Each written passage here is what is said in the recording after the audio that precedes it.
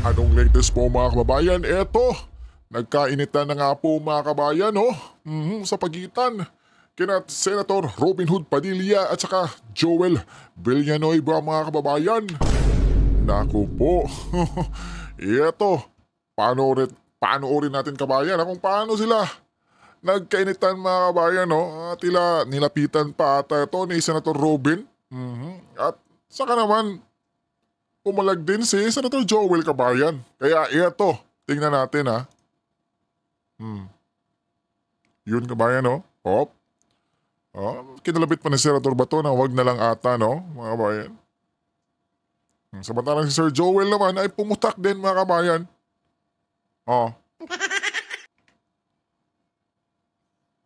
Yeah?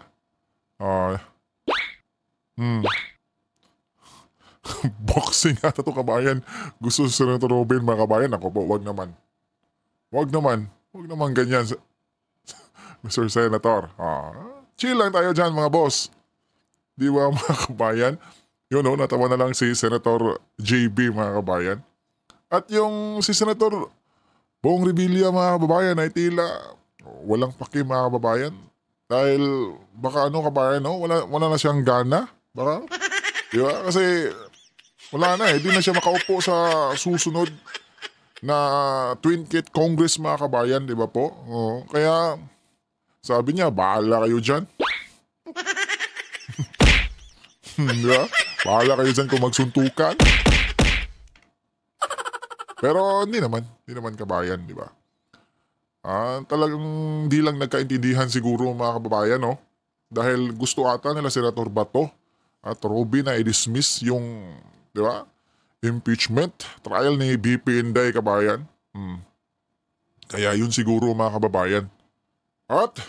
Pero mga kababayan, agad namang nagbati si Senator Joel Villanueva at saka si Idol Robin Padilla mga kababayan. Ito yung ngiti ni Madam Cynthia Villar kabayan, di ba po? Tingnan natin kabayan ha.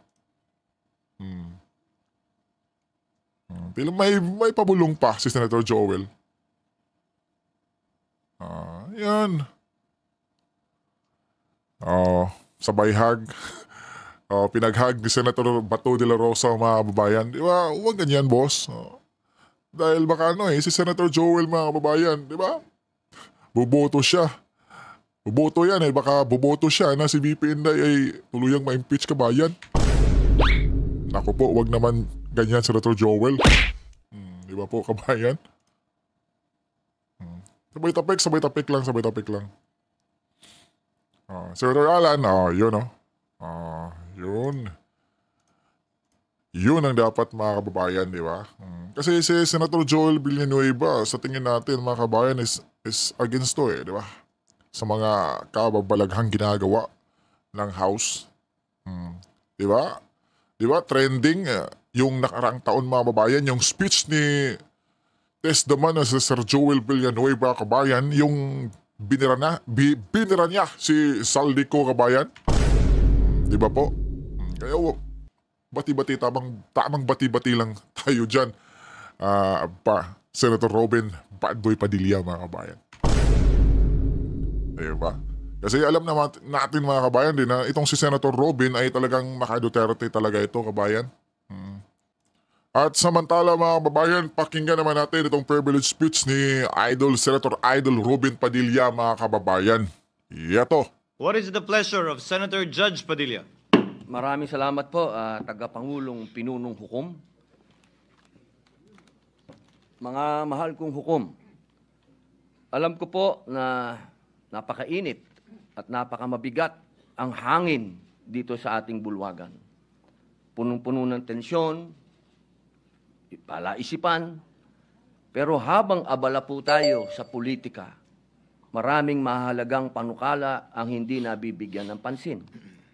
Mga panukalang batas na hindi tungkol sa kapangyarihan, kundi tungkol sa buhay, sa sakit, sa gutom, sa karapatan ng manggagawa.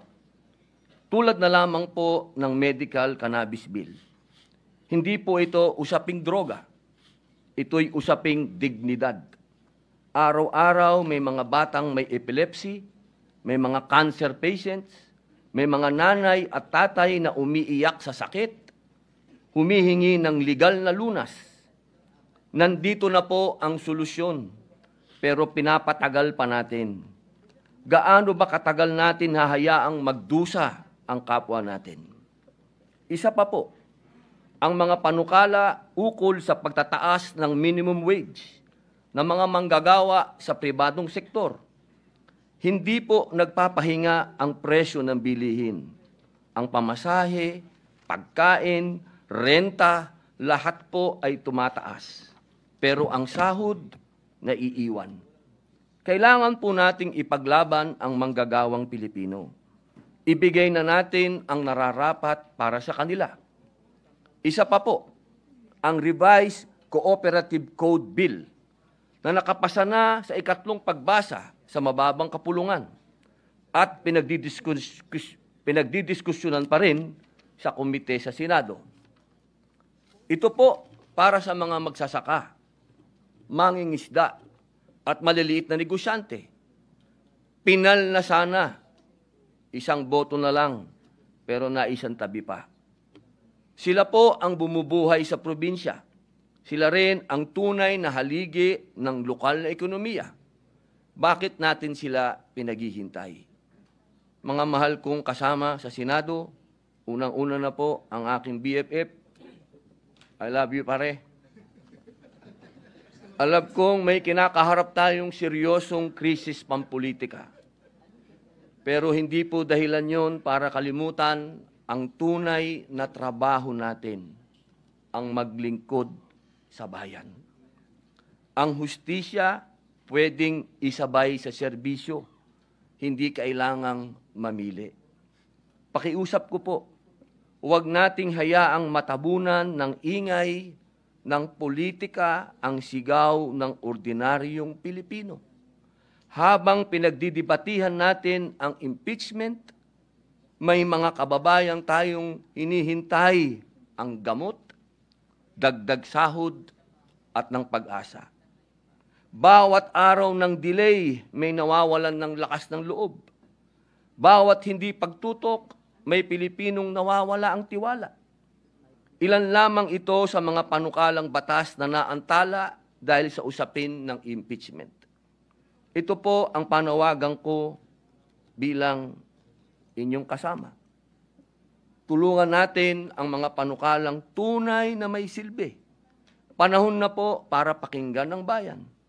Naniniwala po ako na ang pag-usad ng impeachment ay hindi makabubuti sa ating bayan. Ang ganitong hakbang ay hindi lamang nagbubunsod ng lalong pagkakahati-hati ng ating sambayanan, kung hindi isa ring sagabal sa patuloy na pagganap ng ating mga tungkulin legislatura, lalo na po sa Senado. Sa halip na ituon natin ang ating oras, talino at lakas sa mga panukalang batas at programang makatutulong sa pagbangon ng ating ekonomiya at kapakanan ng mamamayan, tayo'y nalilihis sa usaping hindi agarang dapat aksyonan.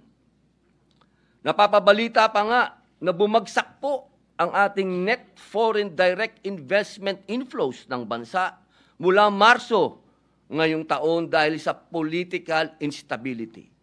Pati na rin po ang ating turismo sa bansa.